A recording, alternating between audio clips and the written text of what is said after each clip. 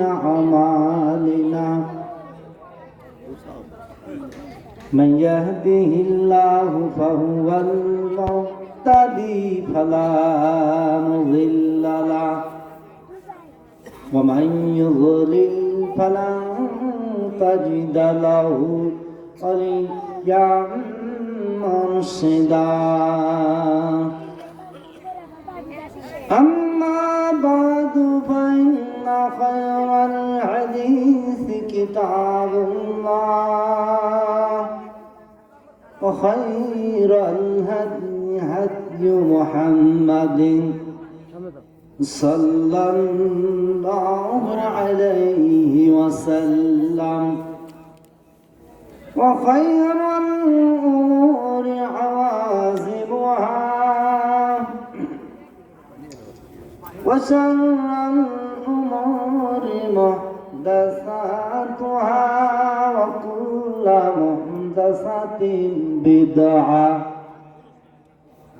وكل بدعة ضلالة وكل ضلالة في النار ونشهد أن لا إله إلا الله وحده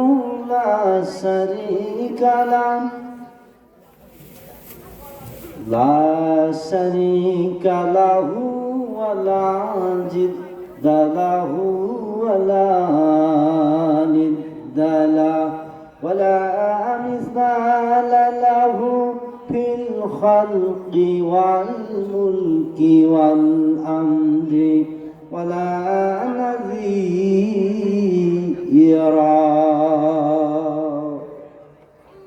ونشهد أن سيدنا وسندنا وحبيبنا ونبينا ومولانا محمد ومولانا محمدا عبده ورسوله الذي أرسل إلى الناس كافة بشيرا ونذيرا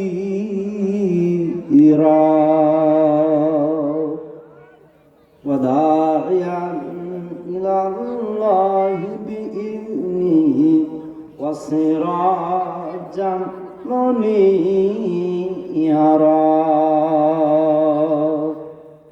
أما بعد فقد قال الله أعوذ بالله من الشيطان الرجيم بسم الله الرحمن الرحيم وسارعوا إلى مغفرة من ربكم وجنة عرضها السماوات والأرض أعدت للمتقين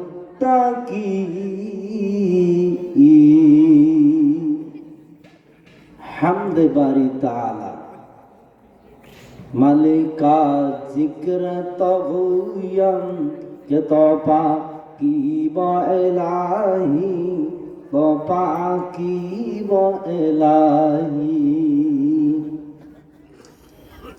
دنیا ہی بک بک دنیا ہی بک بک کہ مجھے جانے पाई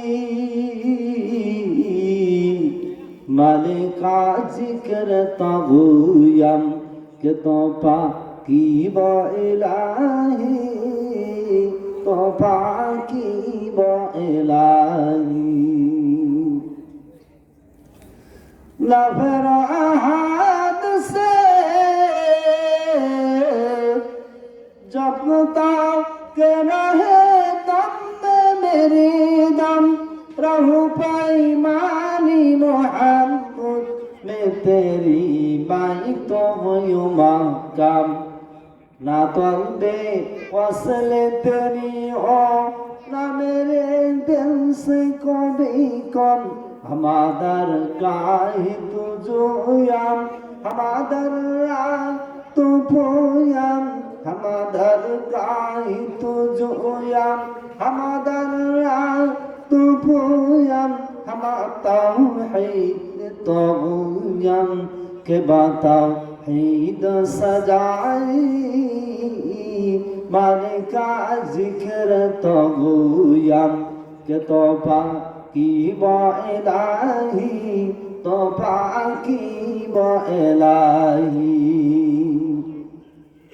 ना परस्तेस का मुहद्दद है तो ना मुहताज बादम ना इनायत तुझे दरकार ना किसी से हिमायत ना नियाजत ना भलादन ना नियाजत ना भलादन ना बाफन जंद तो हाजत तू जलीलुल जबरती तू आमिरुल ओमाराही मालिका जिक्र तबु यम के तो पाकी व इलाही বাংলাদেশের ঐতিহ্যবাহী জেলা সিরাজগঞ্জ উল্লাপাড়া থানার অন্তর্গত রশিদপুর পূর্বপাড়া কেন্দ্রীয় আহলে হাদিস জামে মসজিদের উন্নয়ন কল্পে আয়োজিত আজকের এই ইসলামী জালসা বরেণ্য সভাপতি জনাব মোহাম্মদ আব্দুল লতিফ মল্লিক সভাপতি বাত্তর জামে মসজিদ আল্লাহর কাছে দোয়া করি আল্লাহ পাক রব্বুল আলামিন তার নেক হায়াত দান করুন বলি আমিন। আজকের যিনি সম্মানিত প্রধান অতিথি জনাব এম আকবর আলী সাবেক এমপি উল্লাপাড়া সিরাজগঞ্জ আল্লাহর কাছে দোয়া করছি আল্লাহ পাক রব্বুল আলামিন তাকে ইসলামের জন্য কবুল ও মঞ্জুর করে নেক বলি আমিন। এতক্ষণ আপনারা মাগরিব থেকে নিয়ে আমার পূর্বের বক্তাদের মুখ থেকে কোরআন হাদিসের আলোচনা শুনলেন, তাদের মুখ থেকে মূল্যবান কথা শুনলেন, কোরআন হাদিসের অমীয় ধারা পান করলেন। আরো কিছুক্ষণ কোরআন হাদিসের কথা শোনার জন্য বসে আছেন। আল্লাহ পাক রব্বুল আলামিন আপনাদেরকে কোরআন হাদিসের আলোচনা শুনে বুঝে আমল করার তৌফিক দান করুন, সবাই বলি আমিন। আলোচনার প্রারম্ভে রব্বুল আলামিনের শুকরিয়া আদায় করি যে রব্বুল আলামিন আমাদেরকে ইসলামী জালসায় এসে বসে আমাকে কিছু কোরআন হাদিসের কথা বলার, আপনাদেরকে শ্রবণ করার তৌফিক দান করলেন। এজন্য তার দরবারে সবাই শুকরিয়া আদায় করি, বলি আলহামদুলিল্লাহ। যেভাবে আল্লাহর শুকরিয়া আদায় করা উচিত ছিল সেভাবে অনেকেই শুকরিয়া আদায় করলেন না। আপনি যে জবান দিয়ে কথা বলতেছেন, কথা বলার শক্তি দিয়েছেন কে? আরো জোরে বলেন কে? তার জবান দেওয়া জিহ্বা দিয়ে তার শুকরিয়া আদায় করতে কারো কোনো আপত্তি আছে? যারা চুপ করে থাকলেন তার শুকরিয়া আদায় করতে কারো কোনো আপত্তি থাকার কথা না। এজন্য আপনারা জোরে সরে আর একবার আল্লাহর শুকরিয়া আদায় করুন, সবাই বলি আলহামদুলিল্লাহ। অগণিত দরুদ ও সালাম বর্ষিত হোক আমাদের প্রিয় নবী শেষ নবী জনাবে মুহাম্মদ রাসূলুল্লাহ, সবাই বলি সাল্লাল্লাহু আলাইহি ওয়াসাল্লাম। সম্মানিত পেয়ারা হাজিরিন, মৃত্যু কোন মুহূর্তে কার উপস্থিত হবে এইটা আমরা কেউ জানি? আরো জোরে বলেন, জানি? গত 6 ডিসেম্বরে আমার গাইবান্ধা জেলায় আমার একটা মাহফিল ছিল। আমার পূর্বের বক্তা বক্তব্য দিচ্ছিল, আমাকে খুব ভালো লাগছিল। আমি স্টেজে পৌঁছে নেই, তার মধ্যেই ওই বক্তা স্টেজে স্ট্রোক করলো। খুব দ্রুত তাকে মেডিকেলে নিয়ে যাওয়া হলো বগুড়ায়। ডাক্তার বলল যে এ রোগী খুব সিরিয়াস, খুব দ্রুত রংপুর নিয়ে যাও।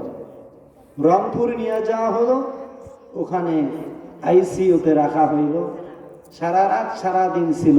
পরের দিন শেষ রাতে দুনিয়ার মায়া ত্যাগ করে পরপারে চলে গেলেন। বলি ইন্না লিল্লাহি ওয়া ইন্না ইলাইহি রাজিউন। বাবাজিরা, কোন মুহূর্তে কার মরণ হবে আমরা কেউ জানি? আরো করে বলেন, জানি? সম্মানিত উপস্থিতি, এমন একটা সময়ে আমাকে উঠিয়ে দিলেন, রাত 11:30 বেজে গেছে।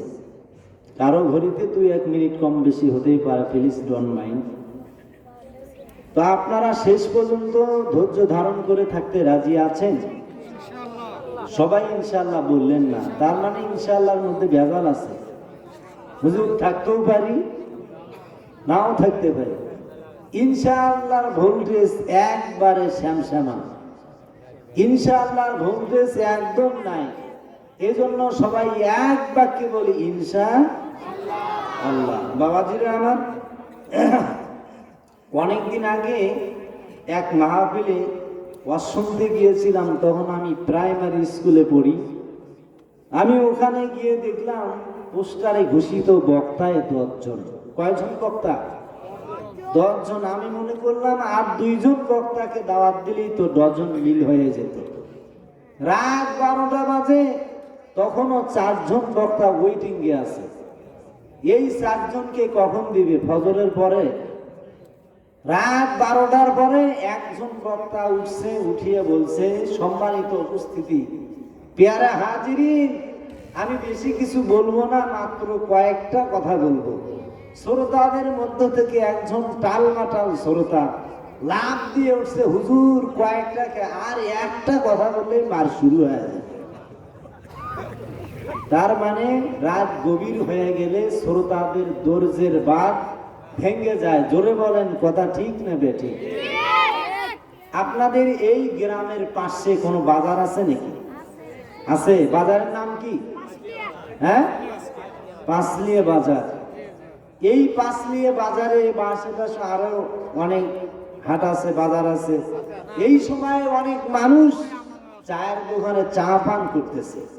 আপনাদের এই রশিদপুর গ্রামের আশেপাশে বা এই রশিদপুর গ্রামের সব মানুষ যদি এই মাহফিলে আসতো, এখানে কি জায়গা হতো? আরো আসতে বলেন, জায়গা হতো না? হতো না? জায়গা হতোই না। সম্মানিত উপস্থিতি, দিন বোঝার জন্য, দিন জানার জন্য আল্লাহ যাদেরকে নির্বাচিত করেছেন, শুধুমাত্র তারাই এই মাহফিলে আসতে পেরেছেন। জোরে বলেন, কথা ঠিক না বেঠিক? এই যে শীতের রাত, আপনারা খুব অধীর আগ্রহ নিয়ে বসে আছেন। আসার একটা ফজিলত শোনেন।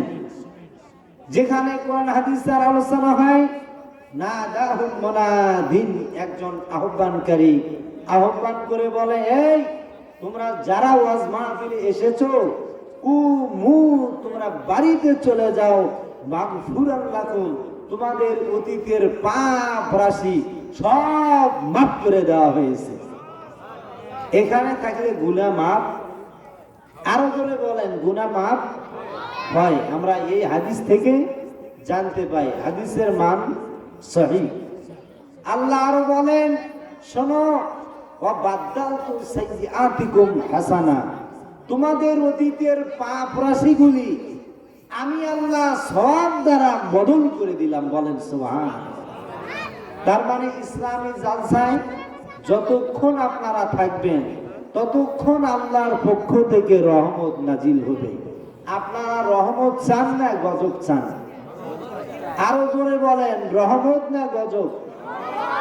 সম্মানিত উপস্থিতি, আল্লাহর কাছে দোয়া করছি আল্লাহ পাক রব্বুল আলামিন তার রহমত আপনাদেরকে সদা সর্বদা নাজিল করে দেন, বলি আমিন। বাবাজিরা আমার, আমরা অনেকেই সময়ের মূল্য বুঝি না। আল্লাহ আপনাদের সবাইকে ইসলামের জন্য কবুল ও মঞ্জুর করে নেক। সম্মানিত পেয়ারা হাজিরিন, সরাসরি মূল আলোচনায় চলে যাই। আল্লাহ বলেন, বিসমিল্লাহির রাহমানির রাহিম, ওয়াসারিউ ইলা মাগফিরাতিম মির রাব্বিকুম ওয়া জান্নাতিন আরযুহা আস-সামাওয়াতু ওয়াল আরদ উইদ্দাত লিল মুত্তাকিন। আল্লাহ বলেন, ওরে দুনিয়ার মানুষেরা, তোমরা দুইটি কাজে দেরি করো না। এক নম্বর, তোমাদের জীবনের গুনাহ খাতাগুলি তোমাদের প্রতিপালকের কাছে ক্ষমা চাও। তোমরা তোমাদের প্রতিপালকের কাছে মাপ চাও, তার ক্ষমার দিকে তোমরা ধাবিত হও, তার ক্ষমার দিকে তোমরা অগ্রসর হও। আর ওই জান্নাতের দিকে তোমরা দৌড়াও, ওই জান্নাতের দিকে ধাবিত হও, ওই জান্নাতের দিকে অগ্রসর হও, যে জান্নাতের প্রশস্ততা আসমান আর জমিন। আসমান যত বড়, আল্লাহর এক একটা জান্নাত তার চেয়েও বড়। জমিন যত বড়, তার চেয়ে এক একটা জান্নাত তত বড়। আল্লাহ বলেন, উইদ্দাত লিল মুত্তাকিন, যারা মুত্তাকি, যারা পরহেজগার, যারা আল্লাহ ভীরু, তাদের জন্য এই জান্নাত প্রস্তুত করে রাখা হয়েছে। জোরে বলেন সুবহানাল্লাহ। আমার বাবাজিরা, আপনাদের কি কোনো কষ্ট হচ্ছে? বাবাজিরা খুব মনোযোগ দিয়ে শুনেন। আন আবি হুরায়রা রাদিয়াল্লাহু তাআলা আনহু قال قال رسول الله صلى الله عليه وسلم قال الله تعالى أعددت لعبادي الصالحين ما لا عين رأت ولا أذن سمعت ولا خطر على قلب بشر رواه البخاري। এই হাদিসটা সহিহ বুখারীর মধ্যে বর্ণিত হয়েছে। হযরত আবু হুরায়রা থেকে বর্ণিত। তিনি বলেন, قال رسول الله صلى الله عليه وسلم, রাসূল সাল্লাল্লাহু আলাইহি ওয়াসাল্লাম বলেছেন, قال الله تعالى, আল্লাহ তাআলা বলেছেন, আদাতু লিইবাদিয়াস সালিহিনা, আমি আমার নেককার বান্দা বান্দীদের জন্য এমন জান্নাত প্রস্তুত করে রেখেছি, মালা আইনুন রাত, সেই জান্নাত কোনদিন দেখেনি, ওয়ালা উযুনুন সামিআত, কোনদিন কোন কানও শুনেনি, ওয়ালা ফাতারা আলা কলবি বাশার, কোন অন্তর কোনদিন উপলব্ধি করেনি। এমন জান্নাত আমি প্রস্তুত করে রেখেছি। এই জান্নাত কাদের জন্য? যারা মুত্তাকি, যারা আল্লাহ ভীরু, যারা পরহেজগার, তাদের জন্যই এই জান্নাত প্রস্তুত করে রাখা হয়েছে। বাবাজিরা আমার, আমি একদিন দেখলাম এক ফকির ভিক্ষা করতেছে, দুই বাড়ি ওভারটেক করে আর এক বাড়িতে গিয়ে বলতেছে, মা, ও মা, আমারে ভিক্ষা দাও। আমি দেখলাম, আরে ফকির সাহেব দুই বাড়ি ডিঙ্গিয়ে গেল, দুই বাড়ি ওভারটেক করলো, এই দুই বাড়িওয়ালা কি অপরাধ করলো? এই দুই বাড়িতে কেন ভিক্ষা নিল না? আমি আর কারণ একটু জানবো। আমি ফকির সাহেবকে ডাক দিলাম, চাচা শোনেন, এই যে আপনি দুই বাড়ি ওভারটেক করে গেলেন, দুই বাড়িতে ভিক্ষা না নিয়ে আপনি ওই বাড়িতে গিয়ে ভিক্ষা নিলেন, এই দুই বাড়িওয়ালা কি অপরাধ করেছে? এখানে কেন ভিক্ষা নিলেন না? তখন ওই ফকির আমাকে বলল যে, বাবা, ভিক্ষার তো নামও নাই, বিস্কুল তো পাও নেই। ভিক্ষা আমি করি, আমি জানি কোন বাড়িতে ভিক্ষা পাবো, কোন বাড়িতে ভিক্ষা পাবো না। আমি যতদিন এই দুই বাড়িতে গেছি, আমি ভিক্ষা চাইছি, বাড়িওয়ালা বলছে, সবাই বলছে যে বাবা মাফ করো। ওই বাড়িতে যাই, ও বাড়িওয়ালা বলে বাবা মাফ করো। ফকিরের কাছে যারা মাফ চায় তাদের মতো নির্লজ্জ, তাদের মতো হতভাগা আর কেউ আছে? কাজে বাবা এই দুই বাড়ি আমি সেই দিন থেকে একদম বয়ান তালাক দিছি, সেই দিন থেকে আমি আর যাই না। কাজে আমি ফকির মানুষ, আমার তো 10 বাড়ির কপাল। আমি যতক্ষণ এই দুই বাড়িতে যাব ততক্ষণ আমি আরো 2-4 বাড়ি ঘুরে ফিরে বেড়াইব। কাজে বাবা আমি ফকির, আমার তো সময়ের দাম আছে। ফকির সময়ের দাম বুঝলো, ফকির সময়ের মূল্য বুঝলো, কিন্তু আজকে এই গ্রামের আশেপাশে যারা আছে গো, তারা সময়ের মূল্য বুঝলো? আরো জোরে বলেন, সময়ের মূল্য তারা বুঝলো না। এখনো খোঁজ নিয়ে দেখেন, অনেক মানুষ ল্যাবের মধ্যে ঘুমিয়ে আছে, অনেক মানুষ ফজরের নামাজটাও পড়বে না। রাসূল সাল্লাল্লাহু আলাইহি ওয়াসাল্লাম বলেছেন, এই বেনামাজি ঘুমের ঘরে থাকতে থাকতে তার নাকের ডগায় শয়তান প্রসাদ করে দেয়। বলেন নাউযু বিল্লাহি মিন যালিক। বাবাজিরা খুব মনোযোগ দিয়ে শোনেন, কয়েকজন সাহাবীর কথা বলবো, যারা কি আমলের কারণে জান্নাতে গিয়েছিলেন, তারা কি আমল করলো গো, সে আমলগুলির কথা আমি তুলে ধরবো। আল্লাহ নবী মহানবী সাল্লাল্লাহু আলাইহি সাল্লাম বলেছেন, দাখালতুল জান্নাতা, আমি জান্নাতে প্রবেশ করলাম। জান্নাতে প্রবেশ করে সামিতু ফিহা কিরাতান, জান্নাতের মধ্যে আমি কোরআন তেলাওয়াত শুনতে পেলাম। জান্নাতের মধ্যে কে যেন মধুর সুরে কোরআন তেলাওয়াত করতেছেন। আল্লাহ নবী সাল্লাল্লাহু আলাইহি ওয়াসাল্লাম কোরআন তেলাওয়াত শুনে কেন্দে কেন্দে জার জার হয়ে গেলেন। নবী আমার কোরআন তেলাওয়াত শুনে কেন্দে কেন্দে ব্যাকুল হয়ে গেলেন। আল্লাহ নবী সাল্লাল্লাহু আলাইহি ওয়াসাল্লাম জিবরাইলকে ডাক দিয়ে বললেন, ও জিবরাইল, জান্নাতের মধ্যে মধুর সুরে কে কোরআন তেলাওয়াত করতেছে? বলো জিবরাইল, বলো জান্নাতের মধ্যে মধুর সুরে কে কোরআন তেলাওয়াত করতেছে? কার সুরে জান্নাত মুখরিত হচ্ছে? বলো জিবরাইল, বলো এই সৌভাগ্যবান লোককে। জিবরাইল বললেন, ইয়া রাসূলুল্লাহ, ইয়া নবী আল্লাহ, আপনার সাহাবা হারসা বিন নুমান জান্নাতের মধ্যে মধুর সুরে কোরআন তেলাওয়াত করতেছেন। আল্লাহ নবী সাল্লাল্লাহু আলাইহি ওয়াসাল্লাম হারসা বিন নুমানকে ডাক দিয়ে বললেন, ওরে হারসা বিন নুমান রে, তুমি জীবনে কি আমল করো রে? কোন আমলের কারণে তোমার কোরআন তেলাওয়াত আমি জান্নাতের মধ্যে শুনে আসলাম? বলো হারসা বিন নুমান, জীবনে তুমি কি এমন আমল করেছো? হারসা বিন নুমান কেঁদে কেঁদে বললেন, ইয়া রাসূলুল্লাহ, আমার তো জীবনে তেমন কোনো আমল নাই।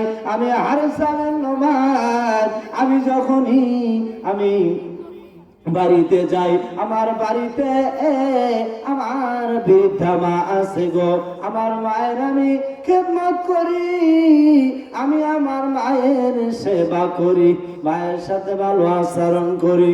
আল্লাহ নবী মহানবী সাল্লাল্লাহু আলাইহি ওয়াসাল্লাম বললেন, ওরে হারসা বিন নুমান রে, তুমি যে তোমার মায়ের খেদমত করো, তুমি যে তোমার মায়ের সেবা করো, এই কারণে মহান আল্লাহ তোমার প্রতি রাজি হয়েছেন, মহান আল্লাহ তোমার প্রতি খুশি হয়েছেন। এই আমলের কারণে আমি তোমার কোরআন তেলাওয়াত জান্নাতের মধ্যে শুনে আসলাম। জোরে বলেন সুবহানাল্লাহ। বাবাজিরা আমার, হারসা বিন নুমান কি করেছিলেন? মায়ের খেদমত করেছিলেন, মায়ের সেবা করেছিলেন, মায়ের সাথে ভালো আচরণ করেছিলেন।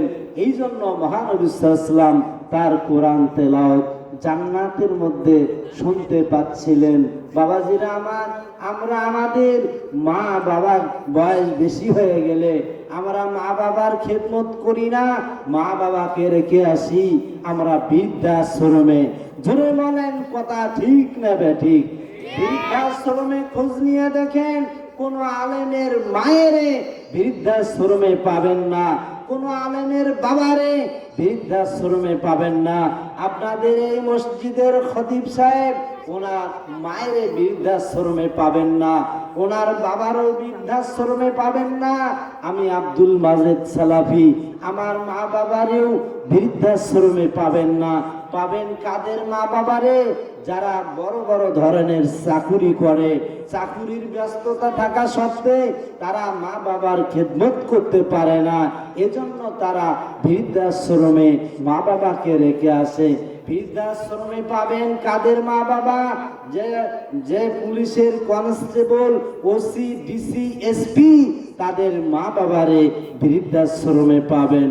বাবাজিরা, আল্লাহ নবী সাল্লাল্লাহু আলাইহি ওয়াসাল্লাম বলেছেন, রেজার রব্বে রেজওয়াল ওয়ালিদে, পিতামাতার সন্তুষ্টিতে আল্লাহর সন্তুষ্টি রয়েছে।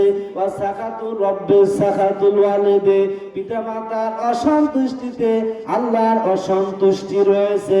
পিতামাতা যদি আপনার প্রতি রাজি হন, আপনার প্রতি খুশি হন, আল্লাহ রাজি হয়ে যাবেন। পিতামাতা যদি রাজি না হন, আল্লাহ রাজি হবেন না।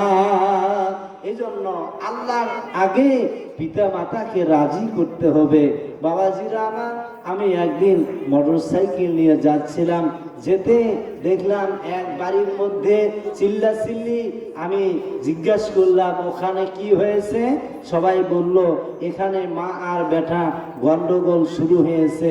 ছেলের হাতে ছিল দা, এই দা দিয়ে মায়ের মাথায় এমন ভাবে আঘাত করেছে, মায়ের মাথা ফেটে রক্ত ঝরঝর করে মাটিতে পড়তেছে।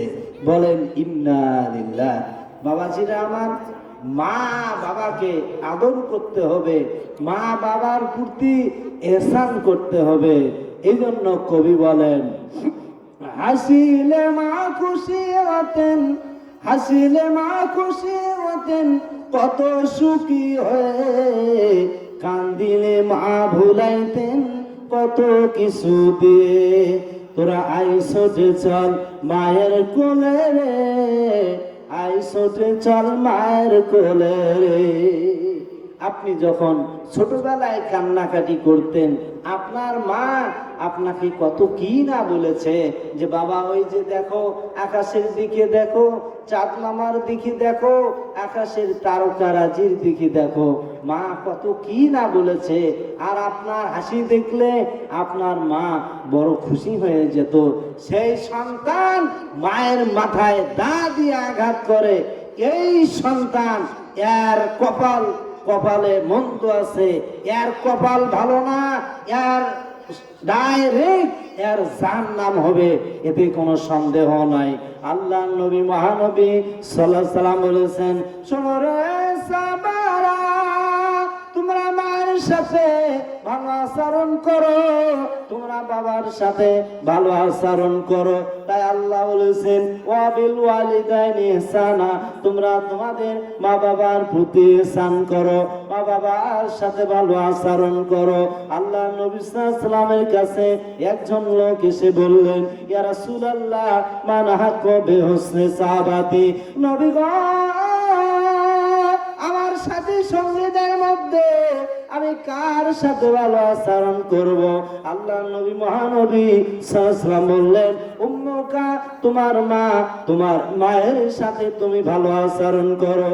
লোকটা আবার বললেন, সুম্মা মান ইয়া রাসূলুল্লাহ, হে আল্লাহর রাসূল, তারপরে কে? আল্লাহ রাসূল সাল্লাল্লাহু আলাইহি ওয়াসাল্লাম বললেন, উম্মুকা, তোমার মা, তোমার মায়ের সাথে তুমি ভালো আচরণ করো। লোকটা আবার বললেন, সুম্মা মান ইয়া রাসূলুল্লাহ, ইয়া নবী আল্লাহ, তারপরে কে? আল্লাহ নবী মহানবী সাল্লাল্লাহু আলাইহি ওয়াসাল্লাম বললেন, উম্মুকা, তোমার মা, তোমার মায়ের সাথে তুমি ভালো আচরণ করো। লোকটা আবার বললেন, সুম্মা মান ইয়া রাসূলুল্লাহ, হে আল্লাহর রাসূল, তারপরে কে? আল্লাহ রাসূল সাল্লাল্লাহু আলাইহি ওয়াসাল্লাম বললেন, আবাকা, তারপরে তোমার পিতা। মার কথা একবার নয়, দুইবার নয়, একে একে তিনবার বললেন। জোরে সরে বলেন সুবহানাল্লাহ। বাবার কথা একবার, মায়ের কথা কয়বার? আরো জোরে বলেন কয়বার? তিনবার। এজন্য বাবার চেয়ে মায়ের মর্যাদা বেশি। কে বলেছে মায়ের মর্যাদা নেই? কে বলেছে নারীর মর্যাদা নেই? নারীর মর্যাদা আল্লাহ দিয়েছেন, নারীর মর্যাদা ইসলাম দিয়েছে, নারীর মর্যাদা আমাদের নবী দিয়েছেন। জোরে সরে বলেন সুবহানাল্লাহ। এ বিশ্বে যত ফুটি আছে ফুল, ফলি আছে যত ফল, নারী দিল তাহে রূপ রস মধু গন্ধ সুনির্মল। এ বিশ্বে যা কিছু মহান সৃষ্টি চির কল্যাণকর, অধিক তার করিয়াছে নারী, অর্ধেক তার নর।